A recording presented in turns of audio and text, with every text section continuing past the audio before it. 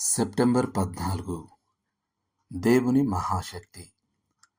గొప్ప సూచక క్రియలు మరియు అద్భుతాలు చేయగలిగేలా పరిశుద్ధాత్ముడు పౌలుకు పరిచర్య చేసే శక్తినిచ్చాడు. దేవుడు పౌలుకు అనుగ్రహించిన అద్భుతాలు అవి దేవుని వలన కలిగాయని తెలిపే సూచక క్రియలు. అవి ఇతరులకు ఆయనను ప్రత్యక్షపరిచాయి.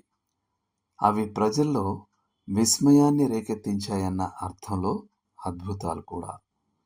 అయితే ఎల్లప్పుడూ వాటి ఉద్దేశం సువార్త ప్రకటనకు మార్గం తెరవడమే. సందేశకుణ్ణి మరియు సందేశాన్ని నిర్ధారించడం కొరకు అద్భుతాలు అనుగ్రహించబడ్డాయి. కానీ స్వతహాగా అవి నశించిపోతున్న వారిని ఎప్పుడూ రక్షించలేవు. దేవుని ఆత్మ అన్యులు విధేయులవునట్లు వాక్యాన్ని పంచుకోవడానికి పౌలుకు శక్తినిచ్చింది. రోమాపత్రిక 15వ అధ్యాయం 18వ వచనం. పౌలు శుభవార్తను పంచుకున్నది మాటతోనూ క్రియతోనూ. మనం కూడా నేడు దేవుని ప్రేమను మన చుట్టూతా నశిస్తున్న వారితో మాటతోనూ క్రియతోనూ పంచుకోగలం. రోగులు స్వస్థపడడం ఎలా పరిశుద్ధాత్మని అద్భుతాలో, సౌశీల్యంలో అలాగే నడబడిలో మార్పులు కూడా పరిశుద్ధాత్మని అద్భుతాలే.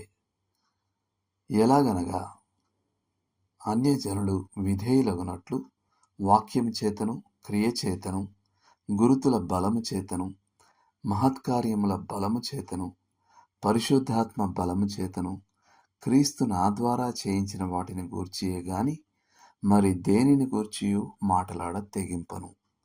రోమా 15:18-19 వచనాలు పరిశీలించడానికి మరిన్ని. హెబ్రీ పత్రిక 2వ అధ్యాయం 1-4 వరకు, అపోస్తలుల కార్యములు 1వ అధ్యాయం 8వ వచనం, కీర్తన 147 5వ వచనం, కొరింథీయులకు రాసిన 2వ పత్రిక 4వ అధ్యాయం 7వ వచనం. చేయాల్సిన పని. శక్తి అనే పదాన్ని నిర్వచించండి. ఇప్పుడు దేవుని శక్తి యొక్క మహాత్మ్యం గురించి ఆలోచించండి. దాన్ని మానవుడు కనుగొన్న అత్యంత శక్తివంతమైన దానితో, అంటే అణుశక్తితో పోల్చండి. దేవుని శక్తి అంతకంటే అనంతంగా గొప్పది.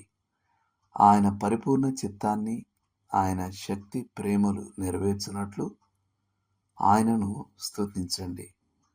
ఈ దినమంతా మీరు ఆయన ప్రేమను మాటతో, క్రియతో పంచుకోవడానికి సహాయం చేయమని ఆయనను వేడుకోండి.